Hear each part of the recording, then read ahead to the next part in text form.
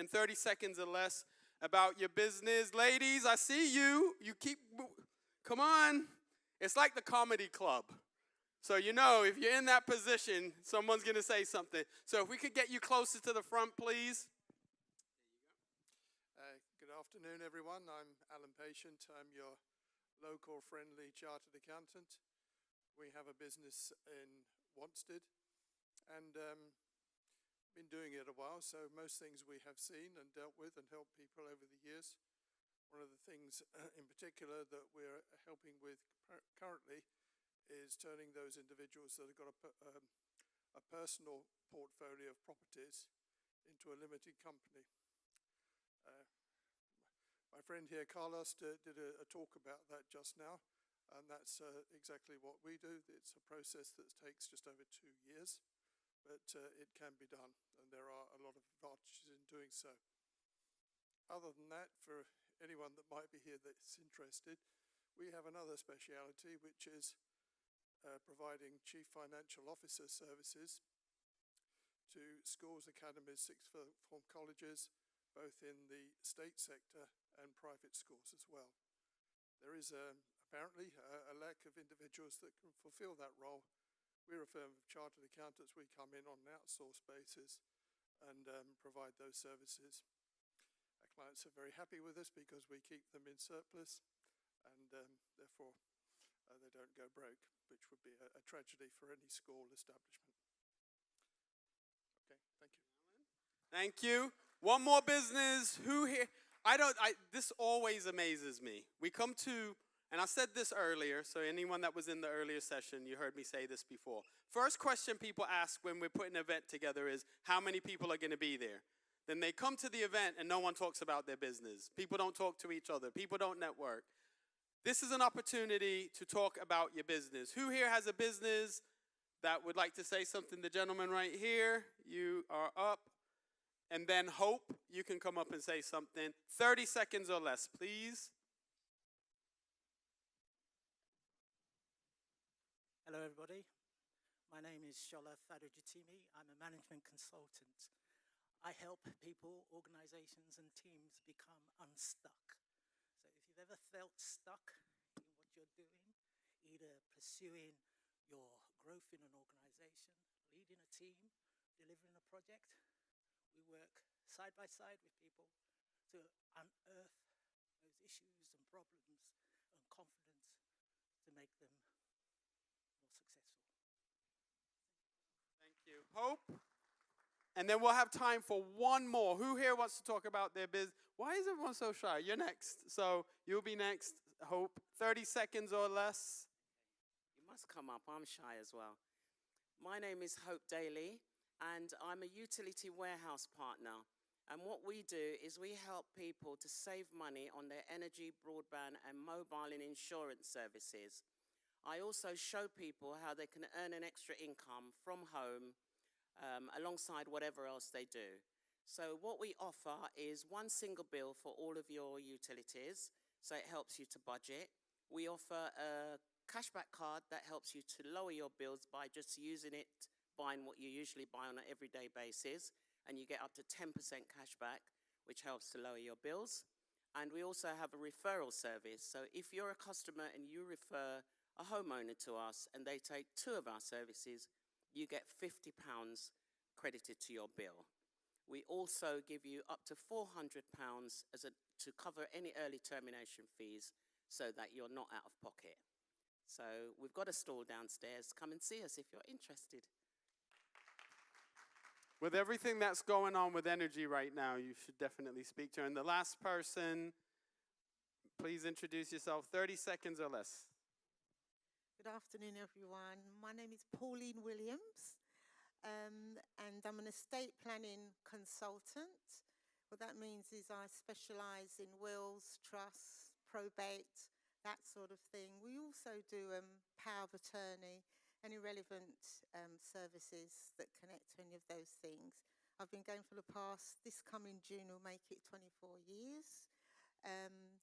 And it's a field where there's still a lot of ignorance that is out there, and a lot of knowledge is required. Like someone was saying earlier, it's about talking to people, not from a place of legal jargon, but really making it plain to people, helping them understand the processes and the importance of having a will in place and the consequences of not having one in place. It's very important to get your estate planning in place. I didn't plan that, but that is the perfect setup for this next session. But before we do that, I know that some of the people from One Place East didn't get to hear the announcement that One Place East won the Charity of the Year award. Everyone, a round of applause. So what we wanted to do is recognize businesses and charities in Redbridge that are making a difference. So we're really grateful to Redbridge Giving for supporting us with narrowing down the nominees, and then we had some voting, and One Place East won. So again, a round of applause for One Place East. You can come and claim and then we did also announce the Business of the Year, and we're going to announce the Property Business of the Year. Here you go. There you go. Thank you, thank you, thank you. And then we will start the session. So, we also had a Business of the Year award. Now, with all of the categories, we got lots of votes. But in this particular category, we got lots and lots of votes and a lot of testimonials, which says a lot about this business. So I'm really proud and honored to be able to say that Hair Touch Barbers, Hair Touch Barbers won the Redbridge Chamber of Commerce Business of the Year award. You can come up. And we'll just take a picture. You hold this.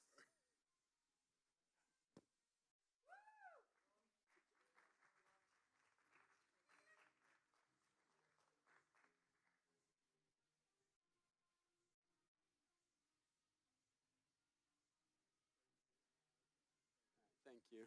And lastly, now this is one that we didn't announce earlier. So we are proud to say that Ose, is Ose in the house? Ose Property Management and Consulting, I believe. Again, what we did is we put the nominees out and then we took votes. So we encourage people to vote either through attending or doing testimonials. And we got quite a lot of testimonials for you as well. So thank you. And you can say a few words because we didn't do your award earlier. So thank you very much.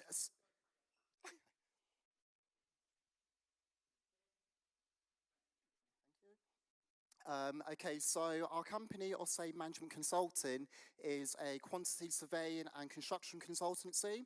And what we do is we help homeowners, developers, contractors get stuck with problems which they have. So quite a lot of people do refurbishment works, project management works, and of course, without expertise, we see many clients with the budgets being expended and, of course, the one services being used. So, we're a team of chartered surveyors, both through RICS and CROB. And again, with our expertise, we help to deliver projects on time and on budget with quality at our utmost protection. And, of course, our head office is based in Redbridge as well. So, yeah, thank you very much. And just to remind everyone, so with the Charity of the Year, the organization that won the Charity of the Year will also become the Redbridge Chamber of Commerce Charity of the Year. So they will get support throughout the year, not just today, but they'll get support throughout the year. Okay, so we're going to very, very quickly. Thank you very much. Thank you very much, everyone, for being here. As you all know, I'm Hair Touch Barbers Shop's owner, and for 24 years, they've recognized our business. And that, to me, that's beautiful. We've gone through ups and downs. I can't even go back. Tears, everything. To achieve this, it's beautiful. it shows that we are established. And I was speaking to the young man there, I forgot his name, Simon, and for 24 years, we never advertised on social media. Everything's been word of mouth. And for the word of mouth that we've done, people have come and supported our business, whether it's black, Asians, white, or Chinese, whatever nationality. And I bless you all for supporting the business. Without you, it would never, ever been here right now today. So I thank God for it. And I want to say thank you for this award, for Hair Touch Barbers. Amen. Thank you. And like I said, we got a lot of testimonials for them. So we are going to move into our estate planning and tax planning session. For me, and I'm just going to let everyone in on a secret, this whole expo, everything is about this. Because this is actually the thing that is probably one of the most important things that you can get right or get wrong. So people invest a lot of time building businesses or building property portfolios, and they don't spend enough time making sure that their hard work is going to be able to be passed on to their children's grandkids and so on. So quite often you hear people talk about us versus them, rich versus poor, etc. The same tools that are available to wealthy people are available to us, but we often do not utilize them. So I'm just going to bring my two panelists up. I'm going to start with Ahmed. Ahmed, you can just come on stage and just tell us a little bit about yourself, and then we'll move in with the panel. Thank you. Thanks for having me. Good afternoon, everyone. My name is Ahmed. You know, when people pronounce my name, and I say this all the time, it's arm and head. So arm, Ed. But thanks for having. Can we give a strong applause to Anthony, by the way? I saw him walking up and down. I was thinking, my goodness, he's putting everything together. But in simple terms, what I do, I'm a financial protection specialist. I'm also a qualified financial advisor. In simple terms, I help clients plan to protect what they have while they build for the future, right?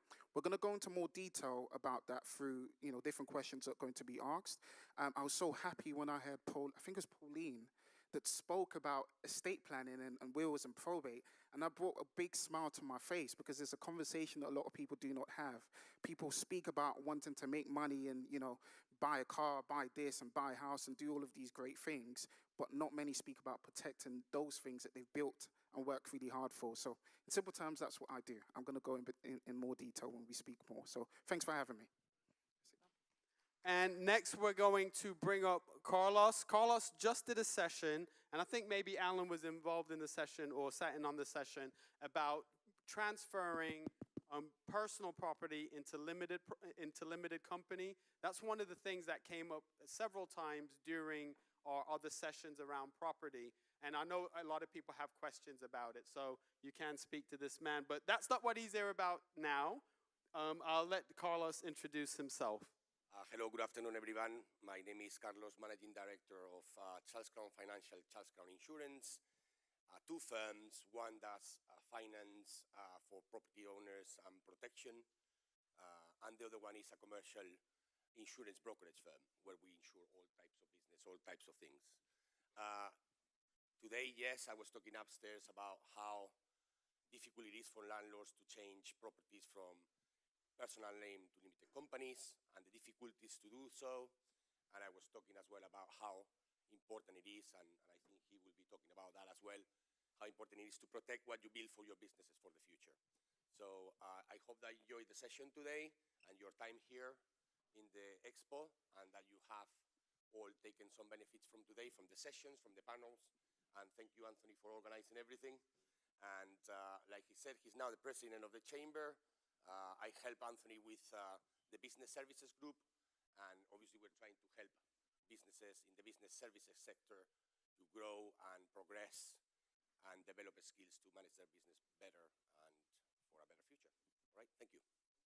Excellent. So we're gonna get up and running.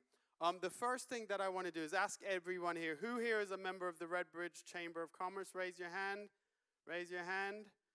Anyone that didn't raise their hand, please consider.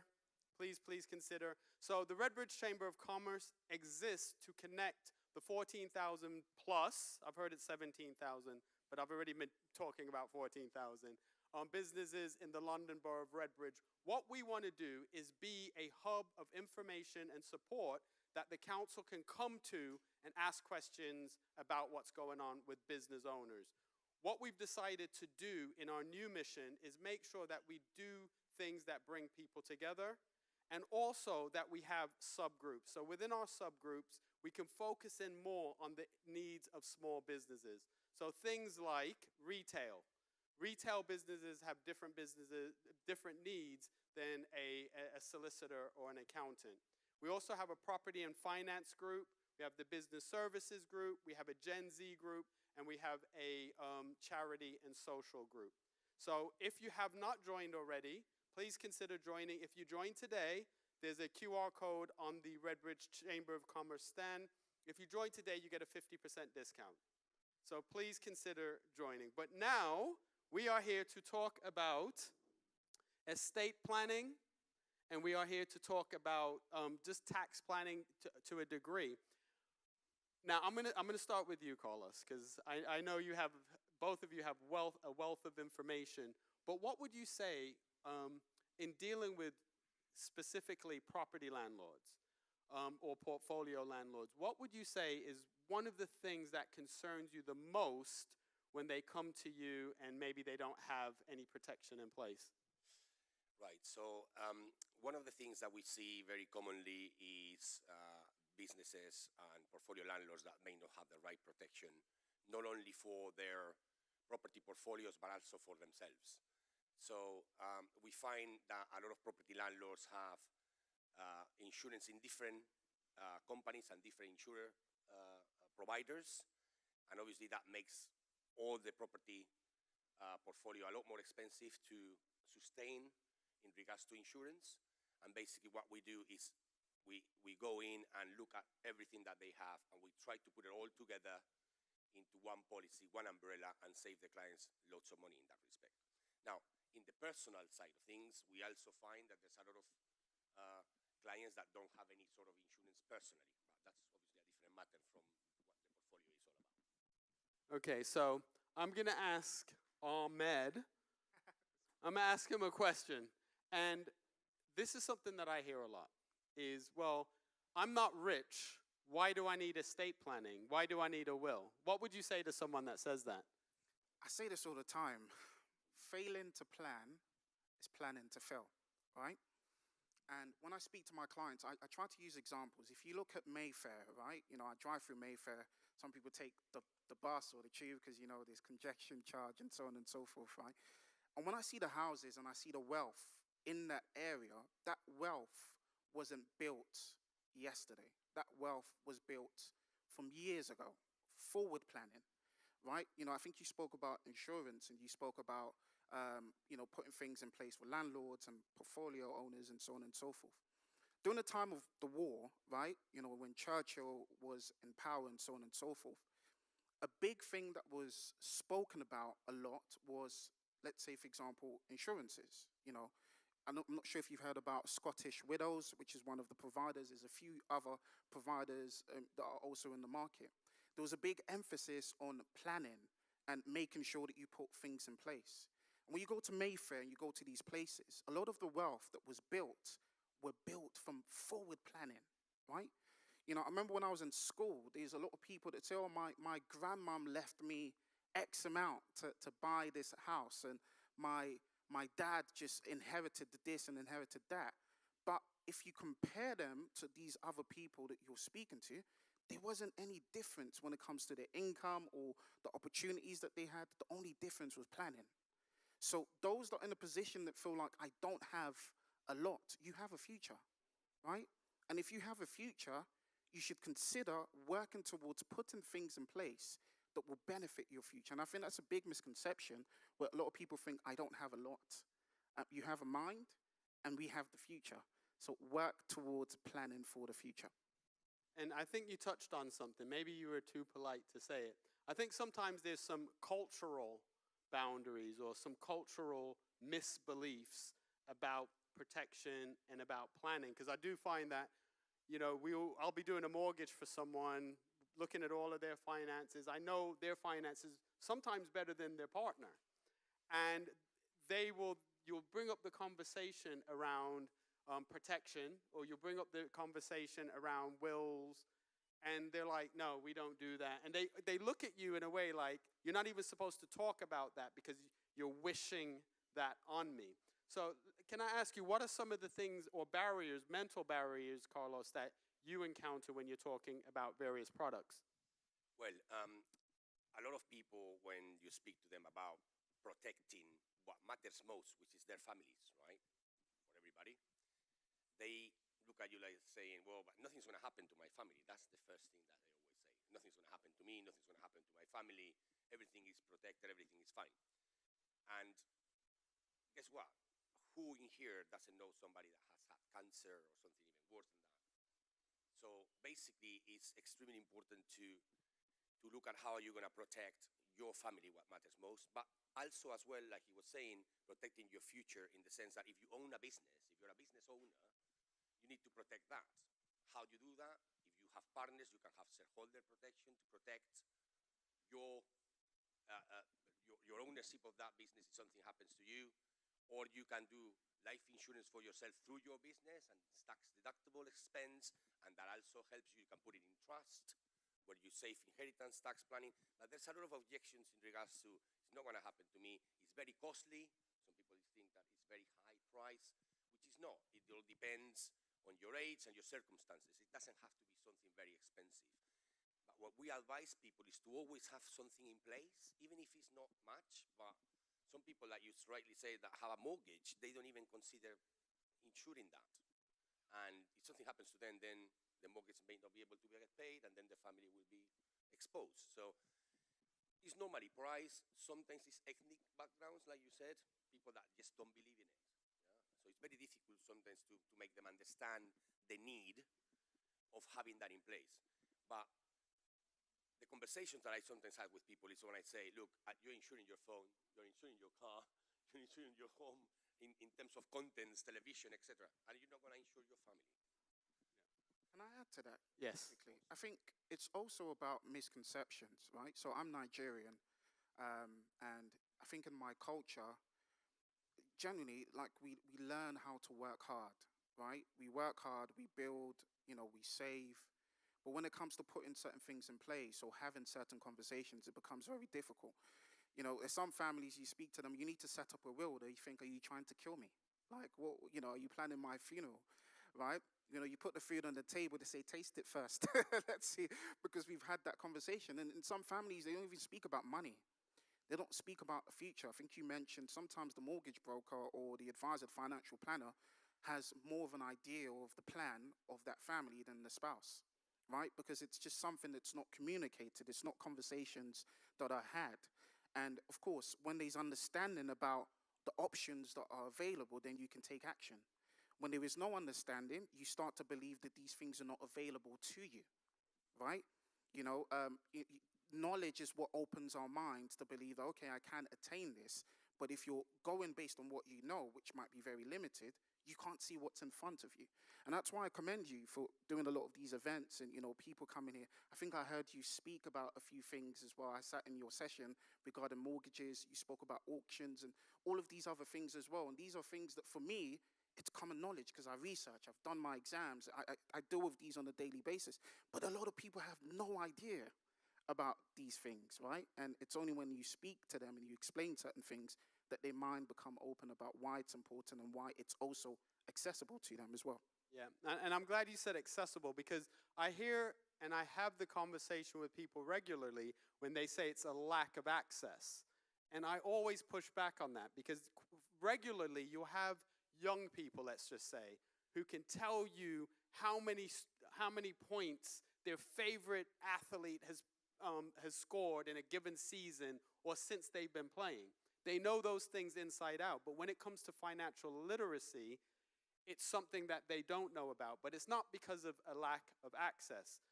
With that said, I'm mindful that we work in finance, and sometimes we say words, and it's just part of our vernacular. So one of the words that we said, I think Carla said earlier, was a trust. So Ahmed, no, Ahmed, could you just explain what a trust is?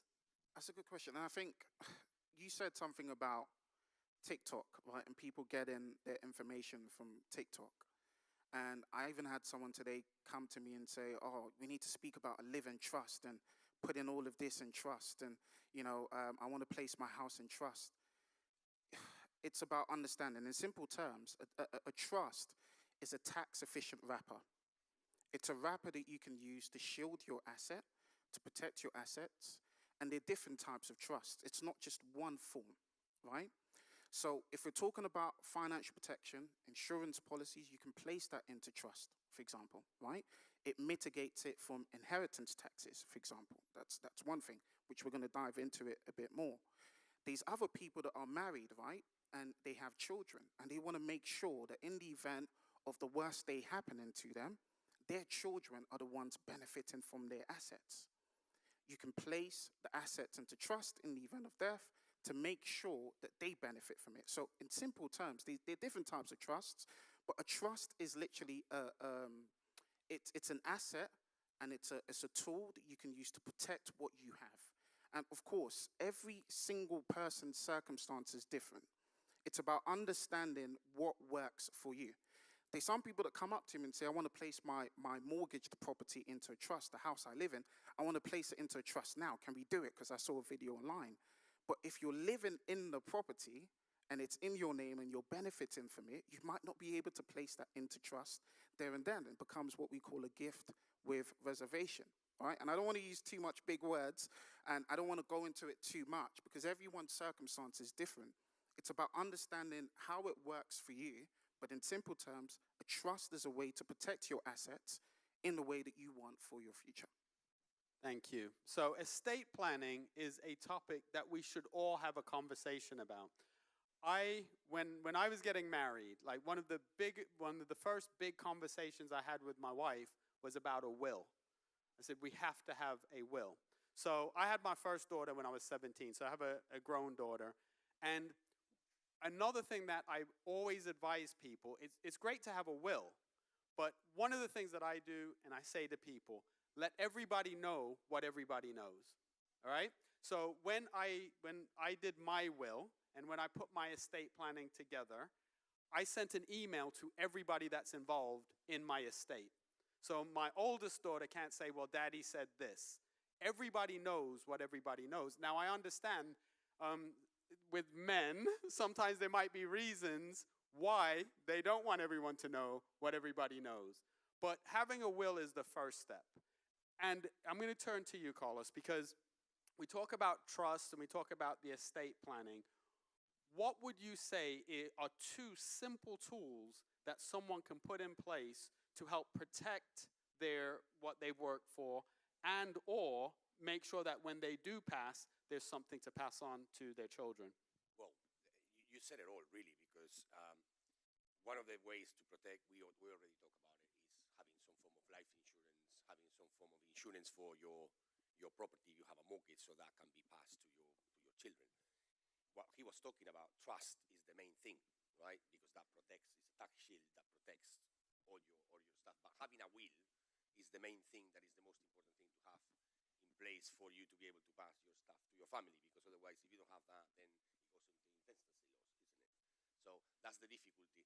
And then it is crucial for people that own businesses and they want to pass their legacy into their families to have some form of insurance that protects their life, their business, or again, some form of trust, some form of will, but something that really encapsulates that value that they have worked all their lives for, and then can pass that legacy into their family. Otherwise, they're just exposed, really.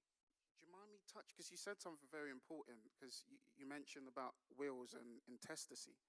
Quick question, does everyone know about the laws who knows about the laws of intestacy and how that works? Okay. Another question, I might just ask this. Who here has a will in place? I promise you, those that haven't put your hands up, your hands is also up by default. Because we all have a will, even if we don't have a will. And if you don't have a will in place, the way your estate is distributed is via the laws of intestacy. Okay? So if you are, because I had a client that was living with their partner, they lived together for 50 years, right? But they weren't married. They had the house, he had other assets, but they weren't married. They had children, but they weren't married, right? When he passed away, his partner did not receive a single penny. Because by the laws of intestacy, if they were married, it goes to the spouse and then the children. But because they were not married, it goes directly to the children.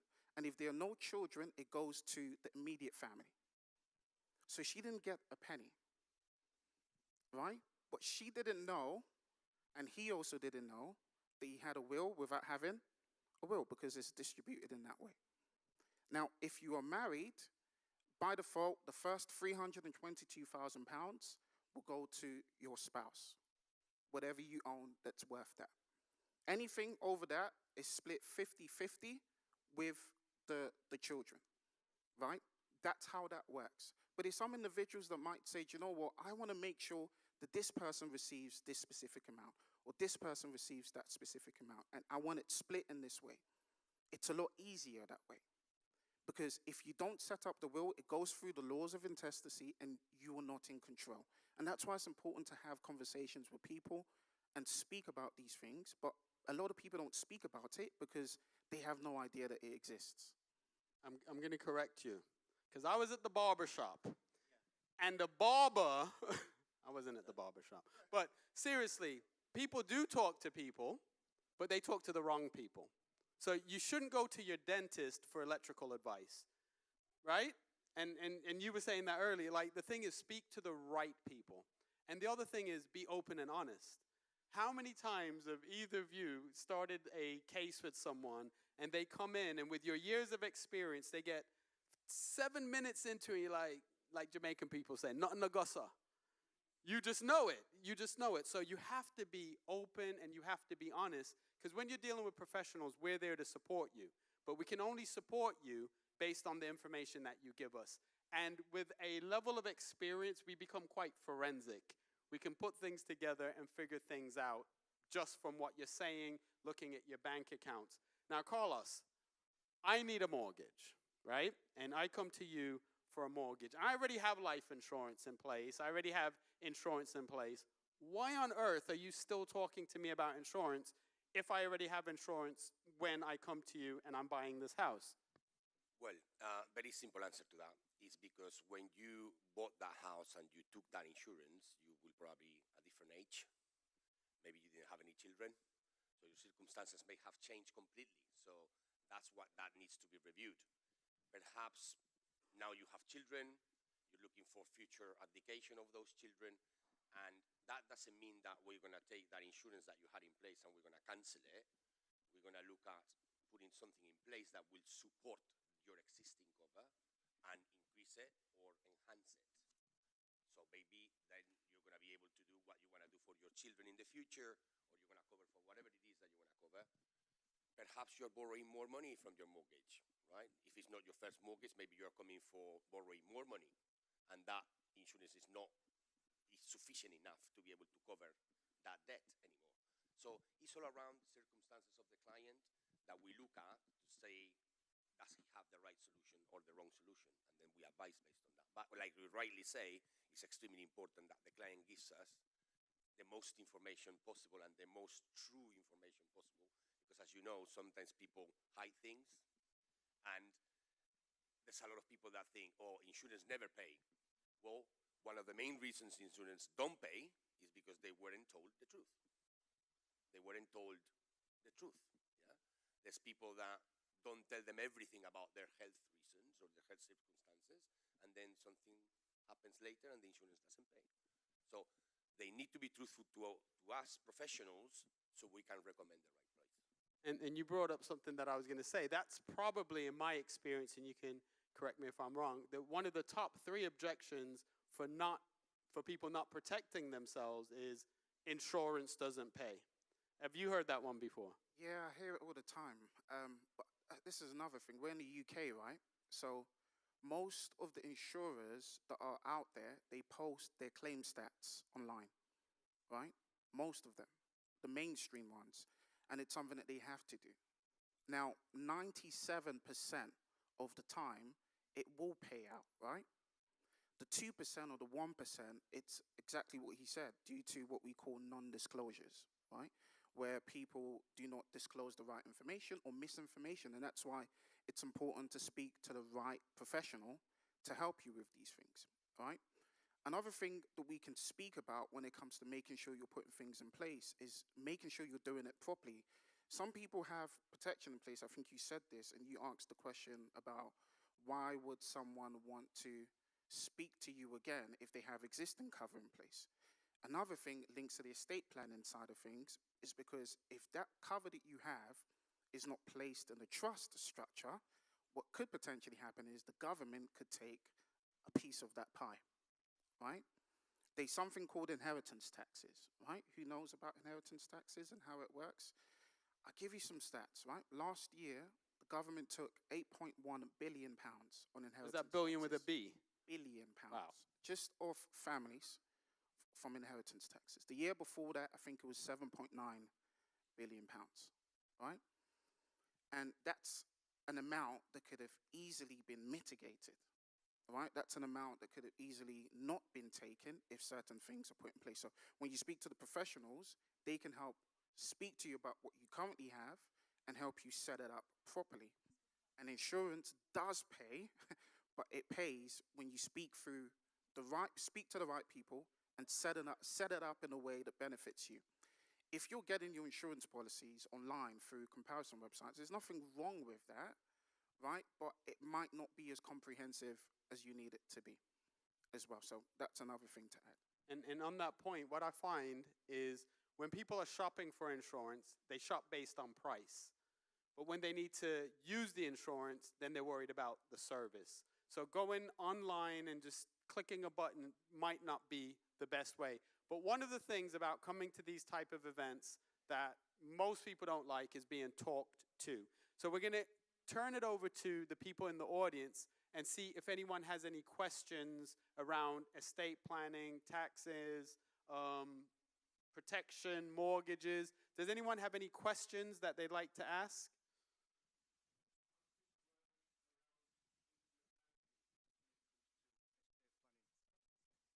Sorry, say that again? How does this work with infinite banking? Infinite banking.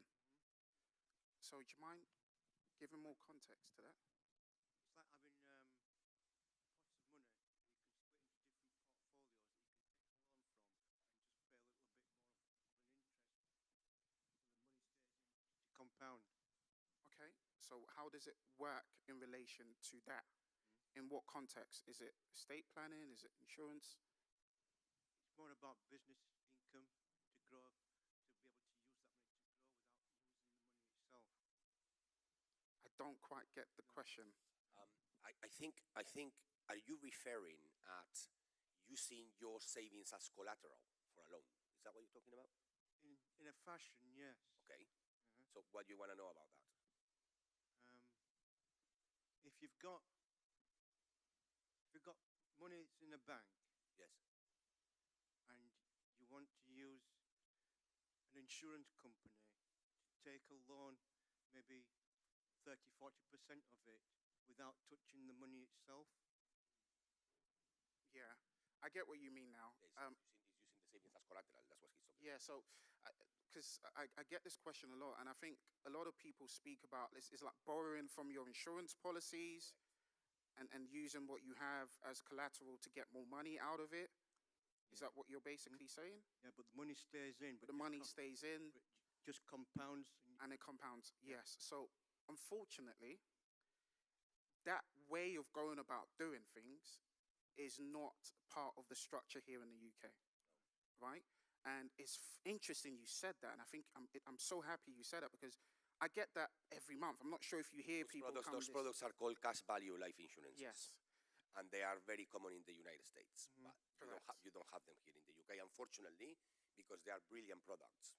But there's not a product like that in the UK. The closest to that will be perhaps whole of life. Correct. But Yeah. the laws even changed to that. So those type of they are legacy policies from before the crash and that were available, but you wouldn't really see much of that anymore. A lot of this you'd see in the United States, but not in the UK. Great question. Thank you. Thank you for your question. Yes. Question for all the panel to do with laws of interstate. When you've got dependents, I know the answer, but I'd like you to share that with the room because I don't think many people know that. I will pass that question to him.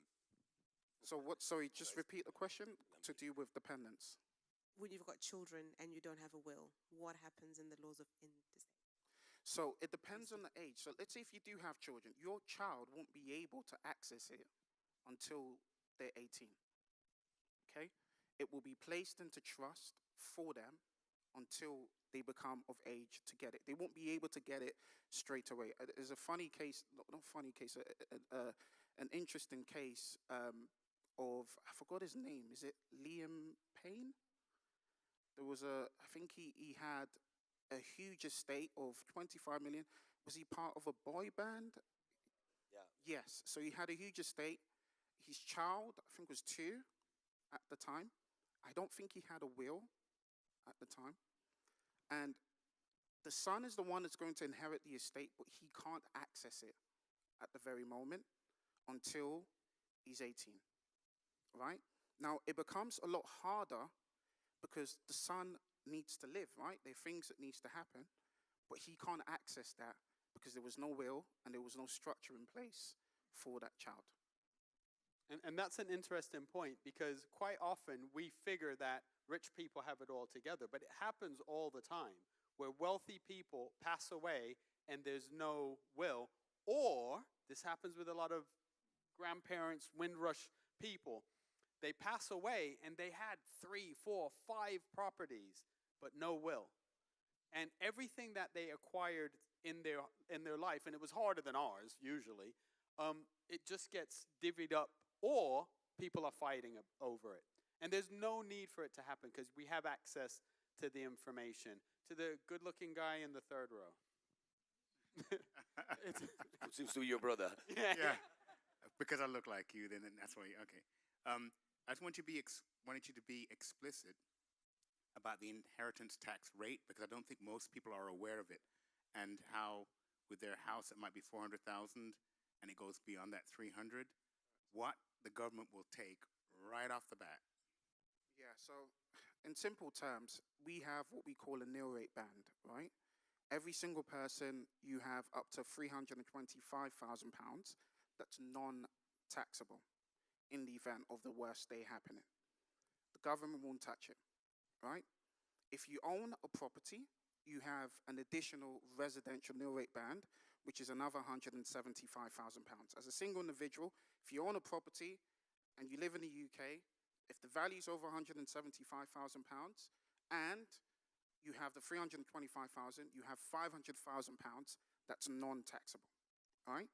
So if you were to pass away, it's only anything over the £500,000 threshold that's taxed at 40%, okay? Now, if you are married and you both own a property, it's £1 million, right? £500,000 for Mr., £500,000 for Mrs., right? And the tax is not levied in the event of the first death. It's levied in the event of second death.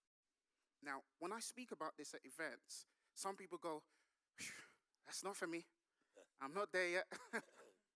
But with the price of goods and services and with inflation, eventually you will get there. I almost had a heart attack. I promise you. I went to school in Hackney initially, and I used to, before I go into school, I used to get Freddos. Who remembers the Freddo chocolate bars? I used to look forward to getting my Freddo chocolate bars before I go into school. And at that time, it was 10p to get it. 5p, sorry. 5p. Thanks for correcting me. 5p. And I was smart, so I'll buy a lot, and I used to sell it in school for a lot more to make a profit, right? So that's another thing you should do, or get your kids to do. Well, I'm on camera, so I shouldn't say that. But I went there. It cost 80p now to get a Freddo chocolate bar. And it just shows what inflation is like. The value of your property that's worth whatever it is now won't be valued at that in 10, 15, 20 years' time. And you might have an inheritance tax liability. And sometimes it gets to a point, because some people don't think about these things, they think, oh, nothing's going to happen to me. They focus on building, but they don't focus on protecting. When the worst day when the worst day happens, the government just comes and takes their piece of the pie.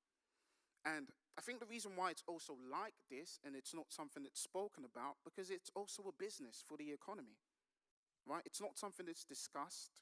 It's not something that is spoken about, because it helps the economy. The bill last year was £8 billion, and I'm sure it's going to be a lot more in the next year. But it's important to know where you sit, to see if you have a liability, and to see if you're putting things in place to mitigate your liability, if that makes sense. And a question might be, I know I'm speaking a bit more, but I really hope I'm not speaking too much, but how can I mitigate my liability? There's a few things that you could do. I think he mentioned insurances, right? You can set up a life insurance policy that you place into a trust that will pay out to your dependents to cover your inheritance tax liability, and also be used to give an additional inheritance for your family, right? I had a client, 70 years old. He had 10 properties. His tax bill currently sits at £2 million, right?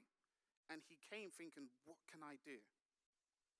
If anything happens, the government are going to take this amount and so on and so forth. Easy. We set up a £2 million whole of life policy for him, which was put into trust. He's at peace. But I had another client that didn't do that, and the children then had to sell the assets to pay the tax liability. All right? So they've worked very hard to build, but because they didn't protect, the government comes and takes a piece of the pie. And Sometimes people even have to take a loan. yeah, I was going to say. Yeah, so we do bridges for that. And I would just say, it might come across, because I know both of these gentlemen quite well, we're passionate about what we do. Not because you have to do business with Charles Crown or Ahmed, but talk to somebody. Please talk to somebody, because what happens is it destroys families. Brothers, sisters, nieces. Everyone feels that they have a stake on a thing based on their relationship with the person, and it destroys families.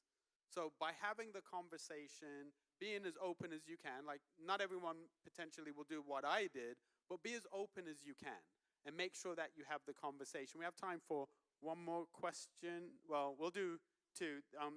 The lady back there and then the lady here. So I've got two questions, if that's okay.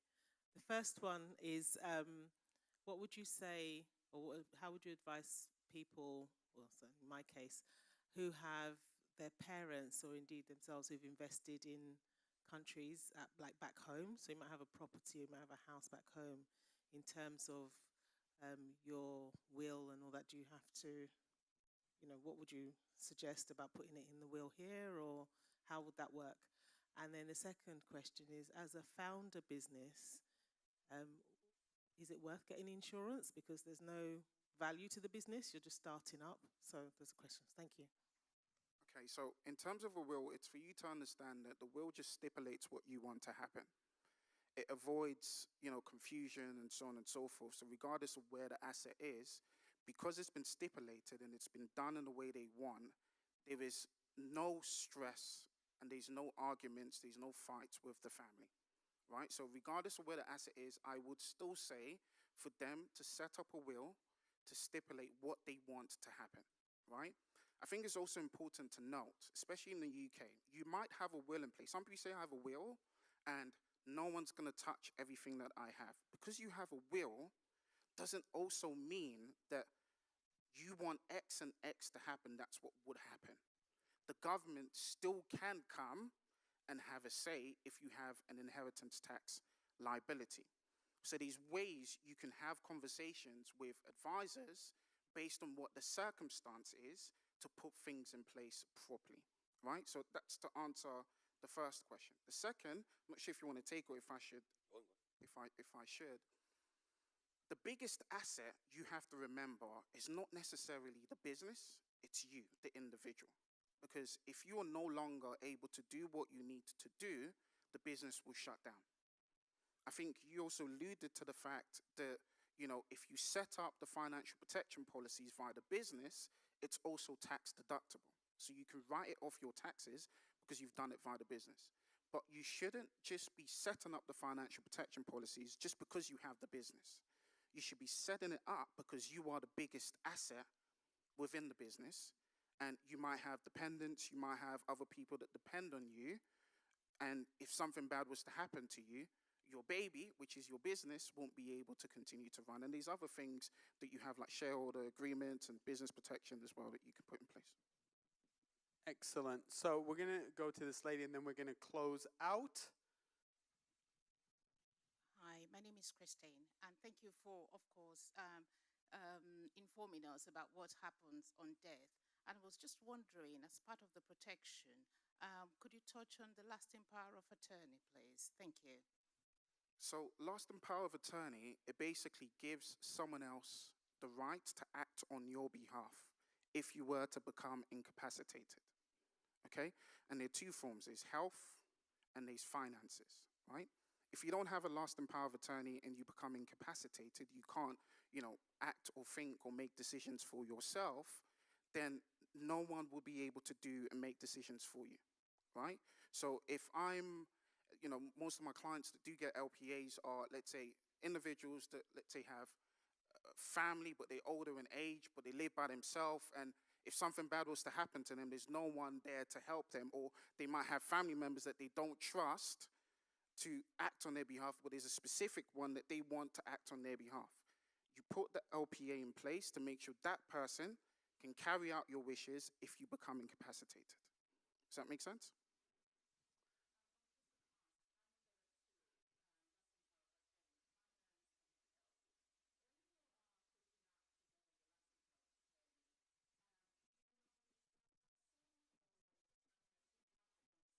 Yes. So you nominate your son you nominate the one. Yeah. Okay, just to respect everyone's time, we always like to start on time and end on time. My ask of everybody here is to make sure and have the conversation. Make sure that you have a will in place. Make sure that you review your estate planning. And sometimes people have a will and they've had changes in their lives. They've had another child, they got a divorce, they got married. Make sure that you review your will. I want to thank everybody. I want to thank Carlos and Ahmed for being here. And I want to thank everyone for being here. Make sure that you follow up with anyone that you've met here today. And if you're not already a member of the Redbridge Chamber of Commerce, we would ask that you consider joining. And if you join today, you get a 50% discount. And on your way out, if any of the vendors are still there, make sure you get their materials. Thank you for coming, and thank you for just being a part of Redbridge. Thank you.